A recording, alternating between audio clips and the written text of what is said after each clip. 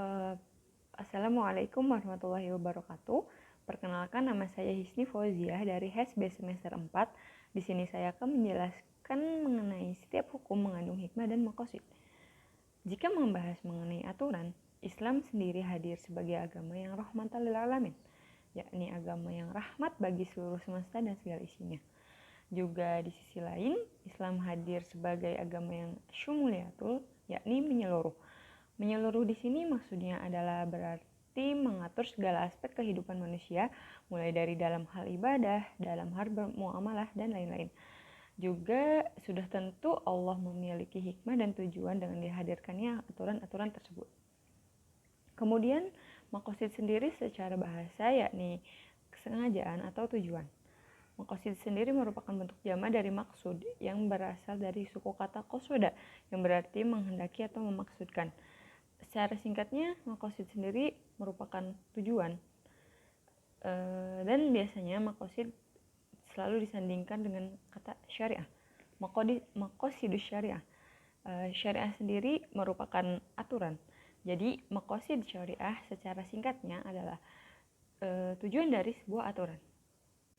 Sehingga dapat disimpulkan, pengertian dari maqasidus syariah adalah sebuah konsep untuk mengetahui nilai-nilai yang tersirat maupun tersurat di dalam Al-Quran dan Al-Hadis yang ditetapkan oleh Allah Subhanahu wa Ta'ala untuk umat manusia. Adapun tujuan akhir dari hukum-hukum tersebut adalah untuk mencapai kemaslahatan. Kemaslahatan di sini untuk umat manusia itu sendiri di dunia dengan cara bermuamalah ataupun dengan di akhirat, yakni dengan beribadah. Kemudian jika berbicara mengenai hikmah dan tujuan, sebenarnya apa sih hikmah yang akan kita dapatkan jika kita bisa menerapkan aturan-aturan Allah secara keseluruhan, dan apa maqasid dari dan tujuan dari hukum-hukum Allah tersebut? Imam Al-Juwaini mengatakan bahwa tujuan dari aturan-aturan hukum atau hukum Allah itu adalah untuk mencapai kemaslahatan. Imam Asy-Syaitibi juga Imam Al-Ghazali mengatakan bahwa kemaslahatan akan dicapai apabila telah memenuhi 5 kebutuhan pokok dari manusia. Yang pertama adalah memenuhi secara agama atau hifzuddin, yang kedua memenuhi secara jiwa atau hifzun nafs, yang ketiga memenuhi secara akal yakni hifzu akal, yang keempat memenuhi secara keturunan yakni hifzun nasab, yang kelima memenuhi secara harta atau hifzul mal. Dan apabila sebuah aturan telah memenuhi 5 kebutuhan pokok tersebut, maka itu telah memenuhi klasifikasi ke dalam maqasidus syariah.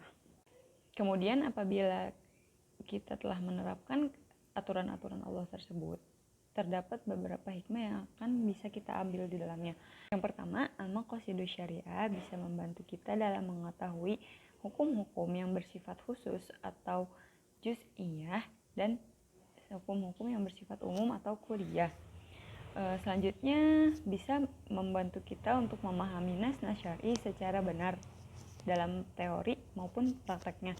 Yang ketiga, ketika tidak terdapat dalil di dalam Al-Quran maupun As-Sunnah dalam perkara-perkara yang kontemporer, para ulama bisa mempertimbangkan hukum baru dengan melihat al-maqasidus syariah sebagai dasar ditetapkannya suatu hukum. Adapun contoh penerapan al-maqasidus syariah pada zaman Nabi Muhammad SAW adalah ketika Utsman meminta izin kepada Nabi Muhammad SAW untuk membukukan mushaf Al-Quran menjadi bentuk buku.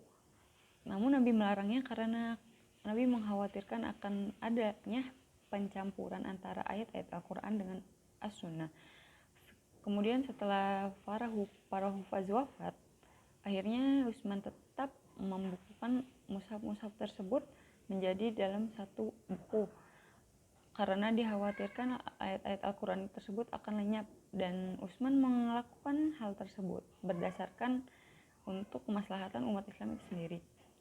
Adapun contoh penerapan lain dari al-maqasidus syariah pada saat ini adalah saat penetapan hukum larangan riba. Riba atau bunga atau tambahan sendiri merupakan hal yang merugikan bagi kita. Sudah jelas karena dengan dilakukannya riba akan mengganggu keseimbangan 5 aspek yang sebutan tadi. Apabila seseorang melakukan riba, maka kelak ia akan terguncang agamanya, karena sudah jelas Allah melarang hal tersebut. Yang kedua, orang tersebut akan terguncang jiwanya, karena jiwanya akan terganggu. ia akan terus memikirkan tambahan-tambahan yang harus ia bayarkan. Yang ketiga, dan otomatis akalnya pun akan ikut terganggu. Dan yang paling berpengaruh di antara 5 hal tersebut adalah hartanya. Ia akan terus berhutang. Hutangnya akan terus bertumpuk. Sehingga dapat disimpulkan, setiap aturan yang Allah ciptakan pasti memiliki tujuan dan hikmah. Bukan karena untuk siapapun, tetapi untuk diri manusia itu sendiri.